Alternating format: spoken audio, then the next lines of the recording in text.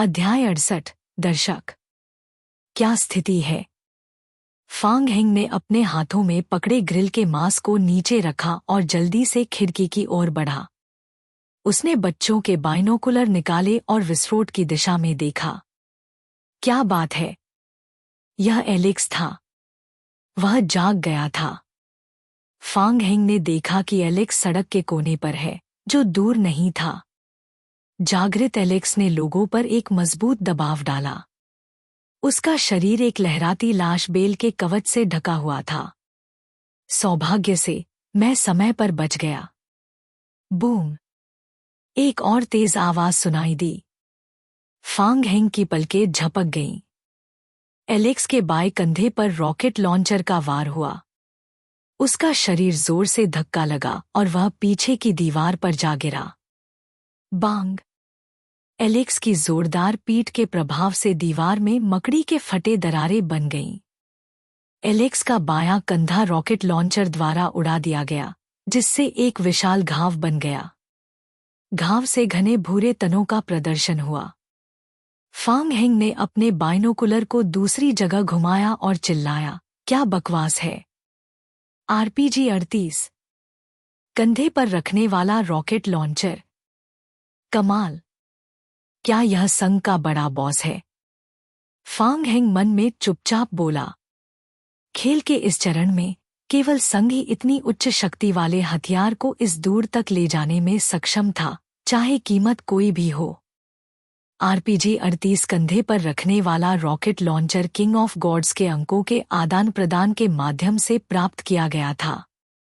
King of gods के अंक बेहद दुर्लभ होते हैं, और यहाँ तक कि संघ के पास भी हर महीने उनके लिए बहुत कड़े प्रतिबंध होते हैं, जिससे बड़े पैमाने पर प्रदान करना मुश्किल हो जाता है। स्कट्सकट्सका संघ अब अपनी जान को खतरे में डालने लगा है।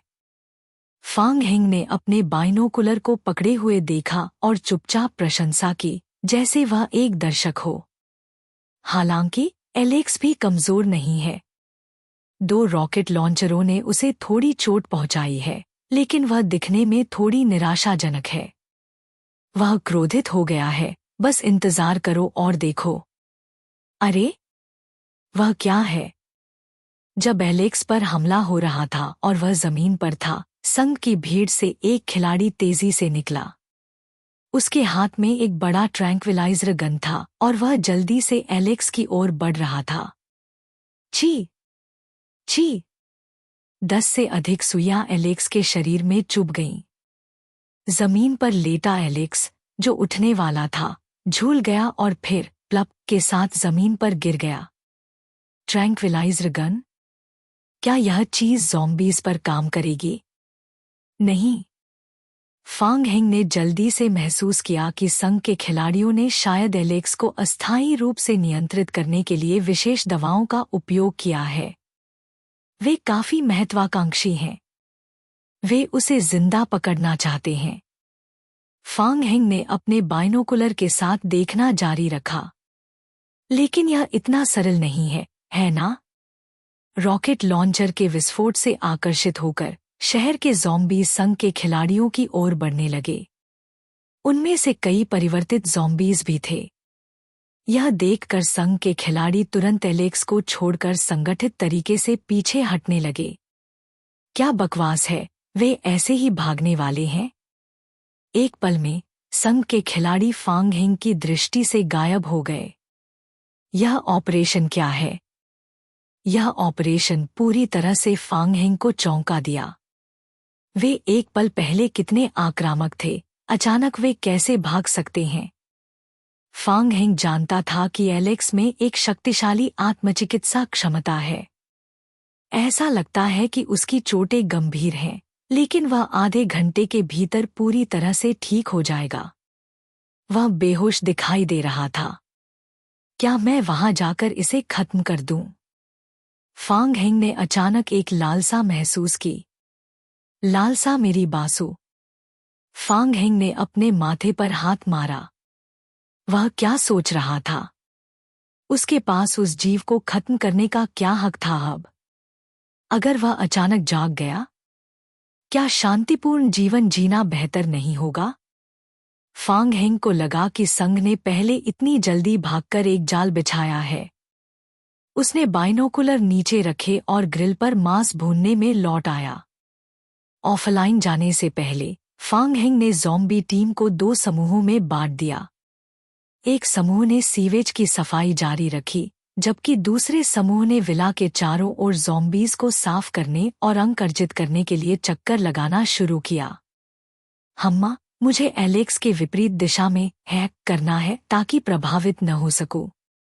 एक थकाऊ दिन के बाद फांग हेंग ने अपने पेट भरने के बाद एक मजबूत नींद का अनुभव किया। वह जल्दी से आराम करने के लिए ऑफलाइन हो गया। फीनिक्स साउंड गेमिंग कंपनी में फांग हेंग गेमिंग कैबिन से बाहर निकला। वह सोच रहा था कि उसे आज रात विला के डॉर्मेट्री में जाना चाहिए या सिर्फ लाउंज में गुजारना चाहिए।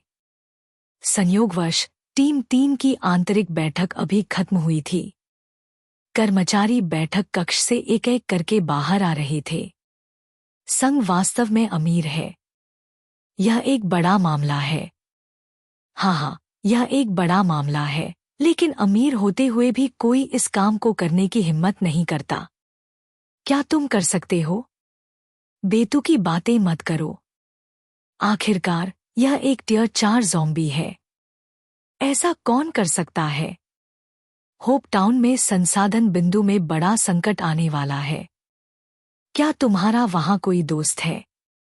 उसे भागने के लिए कहो।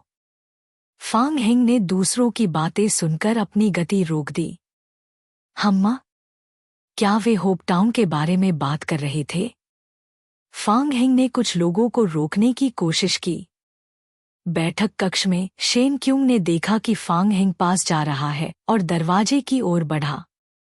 उसने दरवाजे से बाहर अपना सिर निकालकर उसे इशारा किया। फांग हेंग, तुम यहां हो, ठीक है। आओ और बात करें। फांग हेंग बैठक कक्ष में चला गया। उसने देखा कि शेन क्यूंग के सामने मेज पर कई दस्तावेज बिखरे हुए थे। उनमें से एक तस्वीर एलेक्स की थी। शेन क्यूंग ने फांग हेंग को बैठने का इशारा किया। आओ, बैठो और बात करो। फांग हेंग ने शेन क्यूंग के सामने बैठ गया। आप लोग अभी क्या चर्चा कर रहे थे? यह होप टाउन के मिशन के बारे में है। क्या मैं जान सकता हूं? शेन क्यूंग एक पल के लिए हैरान रह गए, फिर मुस्कुराए। तुम क्या कह रहे हो? यह कोई रहस्य नहीं है। कुछ समय पहले संघ ने एक आपातकालीन सहयोग नोटिस जारी किया।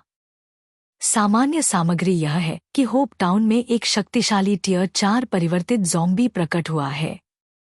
फांग हेंग ने अपनी भौहें चिढ़ाई। सही है, यह मैंने किया था, उसने सोचा। अनुमान है कि टियर 4 परिवर्तित ज़ॉम्बी अस्थायी संघ के गोदाम संसाधन बिंदु को बहुत नुकसान पहुंचा सकता है। कुछ समय पहले संघ ने परिवर्तित ज़ॉम्बी को गंभीर रूप से घायल कर दिया और उसके शरीर में एक एंटीवायरस एजेंट का इंजेक्शन दिया, जिससे वह अस्थायी रूप से बेहोश हो गया। यह बेहोशी बेहद अस्थिर है। जब परिवर्तित ज़ॉम्बी को बाहरी दुनिया द्वारा उत्तेजित किया जाता है, तो वह तुरंत जाग जाएगा। इसके अलावा संघ का मानना है कि एलेक्स में शक्तिशाली आत्मचिकित्सा क्षमता है। उम्मीद है कि वह पूरी तरह ठीक होकर कल दोपहर तक जाग जाएगा। फांग हेंग ने मन ही मन सोचा कि संघ एलेक्स को अच्छी तरह से नहीं जानता था। वह केवल थोड़ी बहुत घायल हुआ था और रॉकेट लॉन्चरों की वजह से बेहोश हुआ था। फिर संघ ने उस पर घात लगाकर हमला किया था। इसके अलावा एलेक्स की आत्मचिकित्सा क्षमता के चलते वह अपनी चरम स्थिति में पहले ही ठीक हो चुका था। फिलहाल संघ ने विभिन्न गेमिंग कंपनियों को टियर 4 परिवर्तित ज़ॉम्बी से निपटने में सक्षम खिलाड़ियों को भर्ती करने के लिए आमंत्रण भेजा है। यदि हम एलेक्स को समाप्त कर सकें, तो संघ हमें उदार इनाम दे सकता है। इनाम शब्द सुनकर फांग हेंग की रुचि बढ़ गई। वह लगभग पूछने ही वाला था, कैसा इनाम? 500 किंग ऑफ गॉड्स के अंक। साथ ही संघ का कहना है कि परिवर्तित ज़ॉम्बी ठंडे तापमान में पहुंचने पर हाइबरनेशन में चला जाएगा। यदि उसे किसी तरह शहर से बाहर निकालकर संघ को सौंपा जा सके तो वे अतिरिक्त 500 किंग ऑफ गॉड्स के अंक देंगे। कुल मिलाकर 500 किंग ऑफ गॉड्स अंक। जीवित सौंपने पर कुल 1000 अंकों का इनाम। संघ वाकई में काफी समृद्ध था। फांग हेंग लगभग अपनी सांस रोक बैठे। मुझे याद है कि किंग ऑफ गॉड्स के अंकों के लेनदेन पर एक सीमा होती है ना? मौजूदा खिलाड़ी के स्तर का 20 गुना तक मासिक लेनदेन की सीमा होती है। शेन क्यूंग फिर एक बार झिझके। वास्तव में ऐसी एक सीमा होती है, लेकिन हम संघ को किंग ऑफ गॉड्स के अंकों का उपयोग करके खेल में भौतिक सामग्री के साथ आदान प्रदान करने दे सकते हैं और फिर खेल में भौतिक सामग्री का व्यापार कर सकते हैं। फांग हेंग ने सिर हिलाया। वास्तव में यह गेम की सेटिंग्स को बाईपास करने का एक तरीका भी था।